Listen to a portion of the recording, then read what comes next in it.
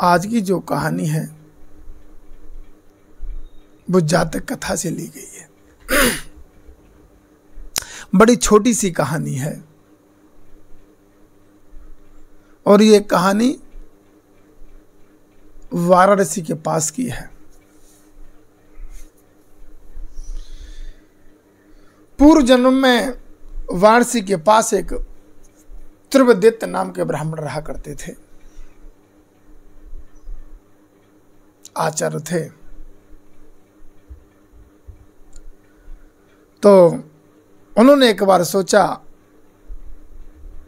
श्राद्ध का मौसम आ गया था, महीना चल रहा था श्राद्धों का। उन्होंने कहा कि चलो अमृत भोज करते हैं। तो एक जो मेड़ा बेचते हैं उनके पास गए पंडित जी। वहां से एक हष्ट पुष्ट स्वस्थ एक मेड़ा खरीदा, अपने शिष्यों को बुलाया और बोले कि इस मेड़ा को ले जाओ, जाकर नदी में स्नान कराओ। स्नान करने के बाद पुष्पों की माला डालो और 5 तिलक लगाओ। जो शिष्य थे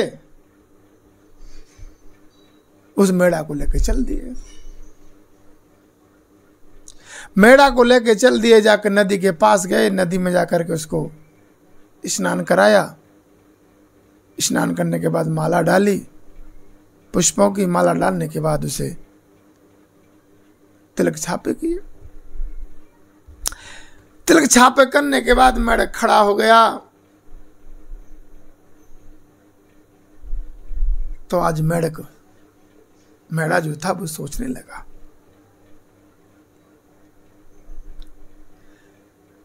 मेढा ने अपने पूर्व जन्मों के स्मरण पर थोड़ा प्रकाश डाला, सोचने लगा। और क्या सोचने लगा, आज मैं अपने इस भव चक्र से, दुखी से मुक्त हो जाऊंगा। आज मैं अपने इस भव चक्र के दुख से मुक्त हो जाऊंगा। इतना कहने के बाद जो मेढा था वो हंसने लगा। ये सोचकर वो हंसने लगा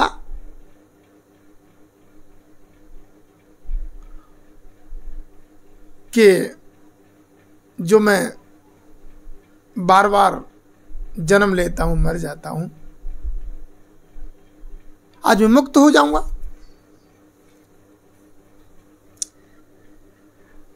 त्रिवदित्य ब्राह्मण मेरी हत्या करके जिस दुख को मैंने झेला है वो त्रिवदित्य झेलेगा। इतना हंसने के बाद वो मेढा तुरंत रोने लगा। इस विचार से रोने लगा कि ब्राह्मण के प्रति उसके मन में करुणा का भाव उत्पन्न हो गया और वो रोने लगा। जब रोने लगा तो ब्राह्मण के जो शिष्य थे वो देख रहे थे मेढा को। और शिष्यों ने मेढा को पूछा, हे मेढा, तू जोर से हंसा और फिर जोर से रो पड़ा। तेरे हंसने और रोने का क्या कारण है?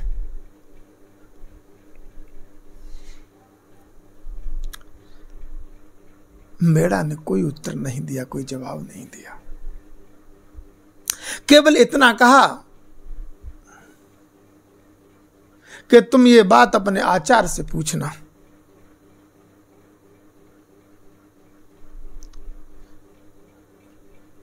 वो जो शिष्य थे इतनी बात सुन करके आचार्य के पास पहुंचे। आचार्य से बोले कि पंडित जी, जो आपने जो मेढा दिया था, हमने उसने स्नान कराया,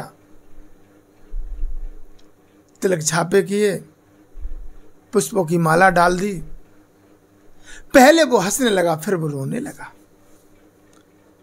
और जब हमने उसे यह पूछा कि मेढ़ा कि तू एक पल में हंसने लगा और एक पल में रोने लगा, तो उसने एक बात कही कि यह बात जाकर के अपने आचार्य से कहना कि और पूछना कि मेढ़ा वो जो था वो एक पल में हंसने लगा, एक पल में रोने लगा, ये कारण क्या है।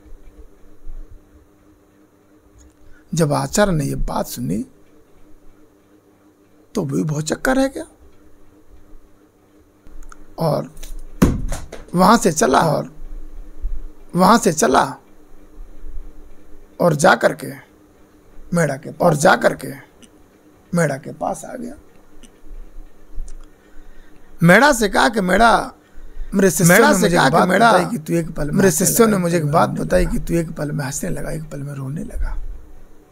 तब उस मेढ़ा ने उस ब्राह्मण को एक बात बताई, कि पूर्व जन्म में मैं भी एक ब्राह्मण था, कर्म कांड बहुत करता था। जब कर्म कांड करता था तो मेरा भी पिता खत्म हो चुके थे, वो भी सुरलोक चले गए थे, तो उनके लिए भी मृत भोजन किया। और मृत भोज करने के बाद मैंने एक मेढ़ा कटवाया और मैं ऐसा ही करता रहा।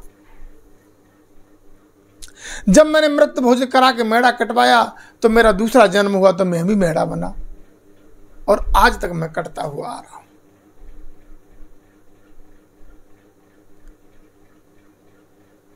और जब तू मुझे काट देगा तो मैं मुक्त हो जाऊंगा। इसके बाद अब मुझको भी कटना नहीं पड़ेगा, क्योंकि अब नंबर तुम्हारा है। इतनी बात जो ब्राह्मण ने सुनी, ब्राह्मण बोला कि नहीं, अब मैं तुम्हें नहीं काटूंगा। बोले कि तुम काटो या मत काटो, मेरा तो मरण होना ही आज नहीं तो कल। तो धम्म प्रेमियों, वो जो मेढ़ा था वो छोड़ दिया गया और अपने शिष्यों से कह दिया कि आज से इस मेढ़ा की देखरेख तुम करोगे। बोले हाँ। आज उस मेढ़े की देखरेख वो शिष्य कर रहे हैं, मगर वो चुगने के लिए जब पत्थर के किनारे गया, पर्वत पर चुगने के लिए गया, तो वहां पत्थर था और पत्थर पर एकदम आकाश में बादल कड़का के बिजली कड़की और कड़ने के बाद वो बिजली जाकर के पत्थर पे गिरी और पत्थर पे गिरने के बाद वो मेढ़ा पे आके गिरी और मेढ़ा खत्म हो गया। इस चीज से, इस बात से एक चीज सिद्ध होती है कि लोग बाग दुख के लिए क्या क्या नहीं करते, मगर इस जातक कथा में भगवान बुद्ध ने एक महत्व बताया है कि यदि प्राणी इस बात को समझ ले कि जब जन्म लेना ही दुख है तो कोई प्राणी दूसरे की हत्या नहीं करेगा। भगवान बुद्ध ने कहा है कि यदि प्राणी इस बात को समझ ले कि जन्म लेना ही दुख है तो कोई प्राणी दूसरे की हत्या नहीं करेगा, क्योंकि अपनी मुक्ति पाने के लिए दूसरे की हत्या करता है। और प्राणियों की हत्या करने वाले को इसी प्रकार चिंतित और दुखी रहना पड़ता है, क्योंकि हम अपने को कल्याण करने के लिए हम जीव हत्या करते हैं। हम मेढ़ा की बलि देते हैं, बकरों की बलि देते हैं, ऊंट की बलि देते हैं। तो जब हम दूसरे की बलि देते तो हमारी भी बलि होगी। तो भगवान बुद्ध से कहानी से समझाया कि जन्म लेना ही दुख है और तुम दुख को दूर करने के लिए तुम किस किस की बलि देते हो। यही बात इस कहानी में दर्शाई गई, दृष्टांत में भगवान बुद्ध ने दर्शाया है।